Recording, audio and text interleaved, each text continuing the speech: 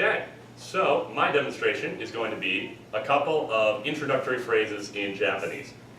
In today's world, we're all becoming more open and accepting of the idea of having more open communication between countries. And one side effect of this, though, is that we're going to have to go and learn languages that maybe seem a bit scarier than some of the others, but honestly, any language is possible to learn if you just try. And so you might be like, why Japanese? Well, let's just imagine that you're on a business trip to Poland and you want to get something to eat, bada boom, go to a Chinese restaurant, but they throw you a curveball. Wait, it's not Chinese, it's Japanese, and he doesn't speak a lick of English just off the plane. What you gonna do? Well, after watching this demonstration, you'll know a few things to say. So, first off, formal introduction, this is the scariest one. I think it'll go pretty well though. I'm just gonna run through all the syllables. The symbols are more just there so you know what Japanese looks like. But basically, ha, ji, me, ma, shi, te. Hajimemashite, watashi is the next one, which just means I, your name, and then des is. Because Japanese language works in a subject-object-verb order, the is at the end. And then the last one, which is the one that takes a bit of time to get down, yo, ro, shi, ku, o, ne, ga, I, shi, ma, su. Yoroshiku onegaishimasu. When you say the su at the end, you drop the u sound, so it's just mas. So basically, it just means nice to meet you. I am whatever your name is that you can insert. And yoroshiku onegaishimasu is kind of hard to translate, but it basically just means I hope that our interactions go well in the future.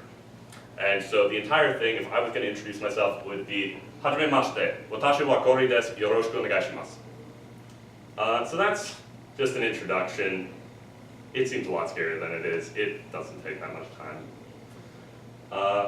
However, if you want to say good morning, it's pretty simple because it's got one of our American states' syllable sounds in the name, which is Ohio, Ohio, and then just add gozaimasu to the end and it makes it formal. So Ohio gozaimasu.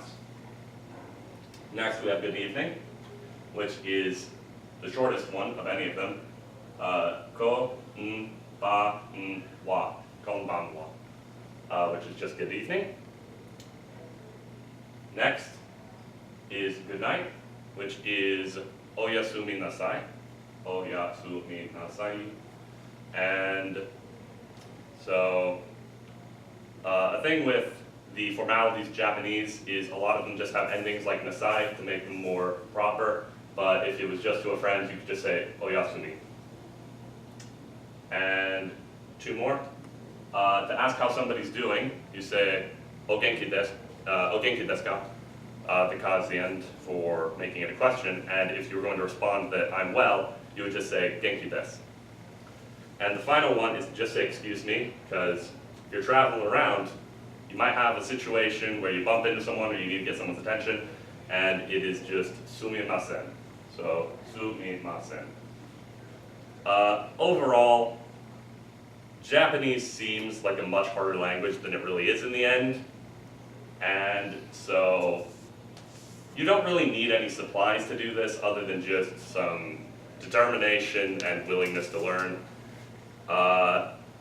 Truly, if we're all going to just come together in the end and accept and embrace each other's cultures, we're going to need to handle all languages. And so hopefully throughout this demonstration, you've seen that it can look really frightening, especially with the Japanese characters, but if you just take the syllables as they're said in English, you can just get a rough feel for it. And nobody's going to be an expert the first time through. But if you just say it a couple times, you'll start to get the hang of it. And it's just a really basic thing. And if you just know about those 5 phrases, not saying you could get by in Japan, but you could at least survive a little bit better. But that's been my demonstration speech. Thank you. See you next time.